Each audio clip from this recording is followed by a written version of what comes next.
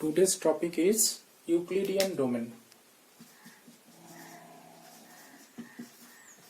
Euclidean domain, in short, it is called capital ED. First we give the definition of Euclidean domain. What is Euclidean domain? An integral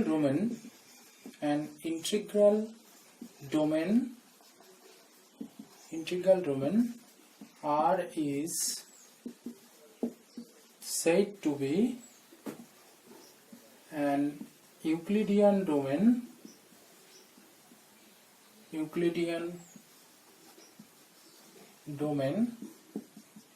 or ED if for every a not equal to 0 in R there is defined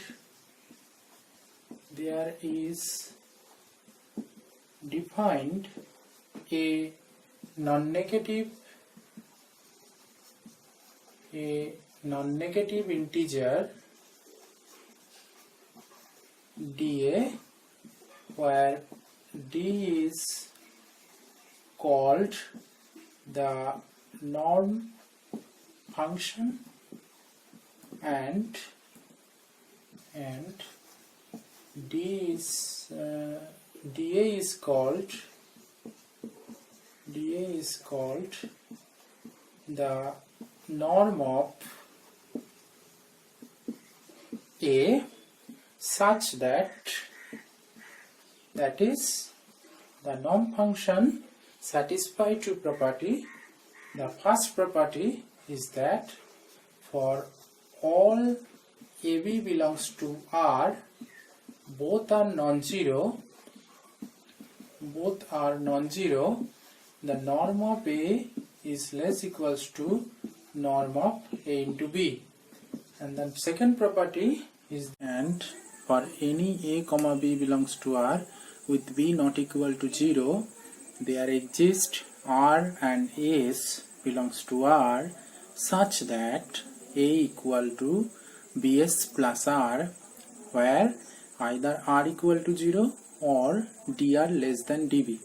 That is, an integral domain R is an Euclidean domain if for any A not equal to 0 in R there is a non-negative integer dA, where d is called the norm function and d is called the norm of A, such that it satisfies two properties. The first one is for any A, B belongs to R, both are non-zero, the norm of A is less equals to the norm of A into B, and for any AB belongs to R with B not equal to 0, there exists R and S belongs to capital R, that is the integral domain, such that A equal to BS plus R, where either R equal to 0 or the norm of R less than norm of B.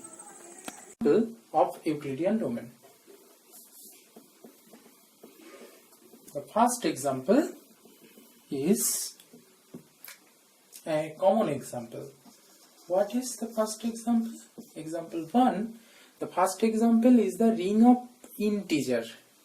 We know that z plus dot, this is a ring of integer. We now prove that this is an Euclidean domain. Why? We know that z plus dot is an integral domain. If we show that there is a norm function which satisfies the above two property, then we can say that z plus dot is an Euclidean domain. So for this, if we define dA equal to mod A for all A belongs to z minus 0, then this dA equal to mod A satisfy the two property. The first property is that for any AB belongs to z minus 0, dA equal to mod A, this less equals to d of A into B equal to mod of AB. Okay, and the second property is that for any A B belongs to Z, where Z not equal to 0, then there exists R and S belongs to Z such that A equal to BR plus S, where either R equal to 0 or mod R less than mod B. That is, Z plus dot is an Euclidean domain. We now give second example, example 2. We know that a field, we know we have idea of about field. Any field capital F is an Euclidean domain. Why? Now if we consider dA equal to 1 for all A belongs to F minus 0, then above from by the definition of the norm function, it satisfies the two property. The first property, that for AB belongs to F minus 0, AB belongs to F minus 0, A into B, this is not equal to 0, then dA equal to 1 is equal to d of AB. And the second property is that for any C belongs to the field, C can be written as C A inverse A plus 0. Then it satisfies the second property. So we can say that any field F is an Euclidean domain. Okay. We now give the third example. Third example is a very interesting example because it is this Zi. What is Zi? Zi means A plus IB, where AB belongs to Z. This is also called the ring of Gaussian integer, and it is an integral domain. We have read from our previous courses. And if we define d of A plus IB is equal to mod of A plus IB, the whole square equal to A square plus B square for all A plus IB belongs to Zi minus 0, then it can be shown that, easily shown that this Zi is an Euclidean domain. Okay. Now we discuss one important theorem which is very important for a prime ideal and a prime element. Now first we give the statement of the theorem. What is the statement? Let capital R be a PID, principal ideal domain. What is principal ideal domain? An integral domain is said to be a principal ideal domain if every ideal of the integral domain is principal ideal. Okay. And capital P be a non-zero ideal of capital R. Then capital P is prime, that is capital P is a prime ideal, and capital P not equal to R if and only if capital P is generated, if and only if capital P is generated by a prime element, by a prime element. It is a very interesting theorem. What is the theorem? The statement is that let R be a PID and capital P be a non-zero ideal of R. Then capital P is prime ideal and P not equal to R, obviously. Then if and only if capital P is generated by a prime element. Okay. We prove there is two parts. First proof, let capital P be a prime ideal of R. Suppose capital P be a prime ideal of R. Okay.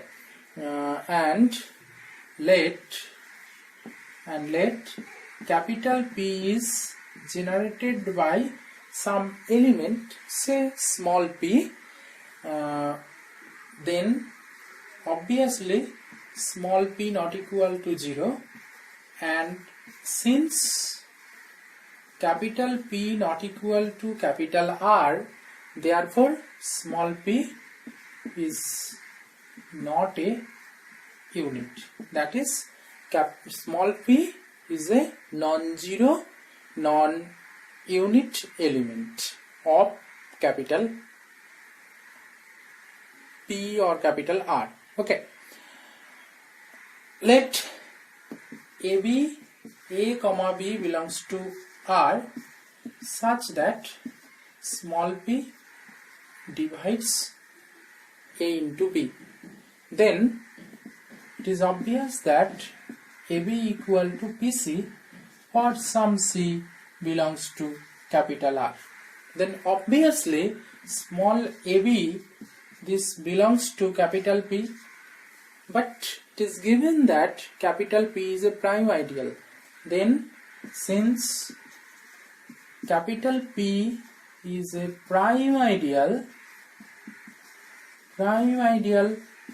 of R, therefore by the definition of prime ideal, either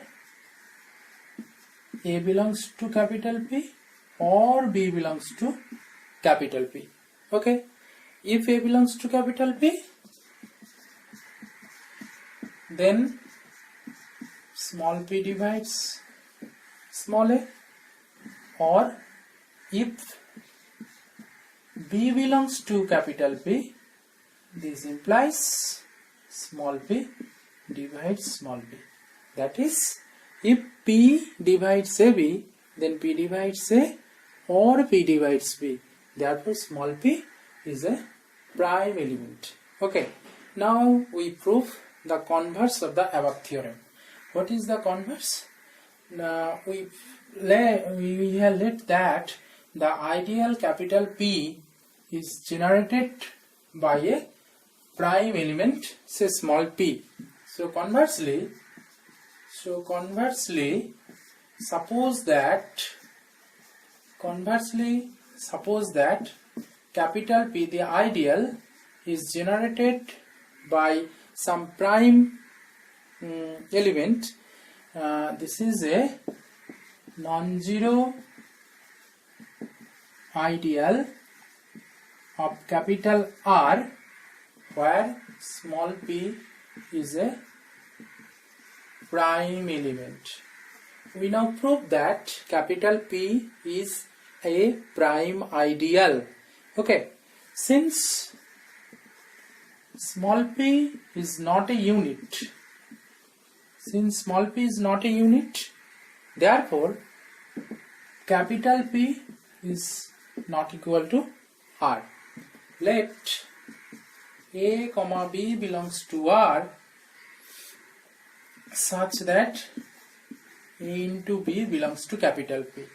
Since A into B belongs to capital P, this implies small p divides AB, and also small p is a prime element.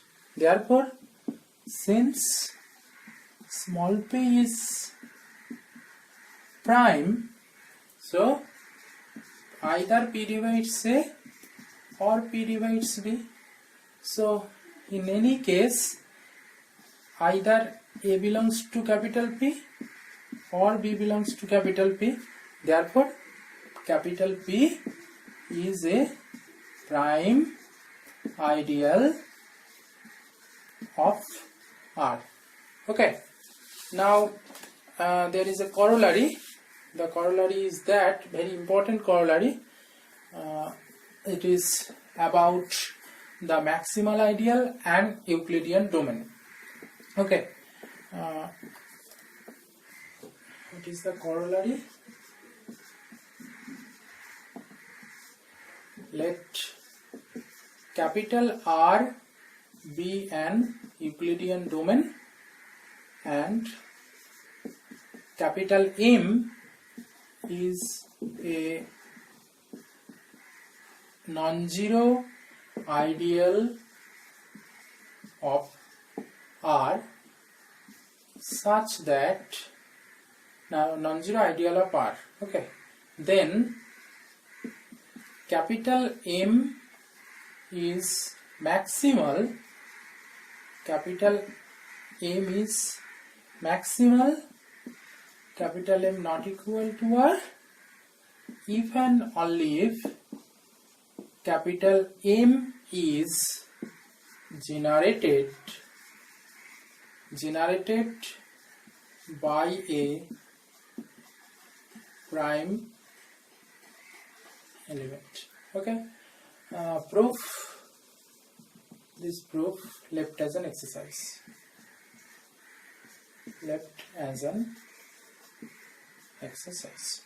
Okay,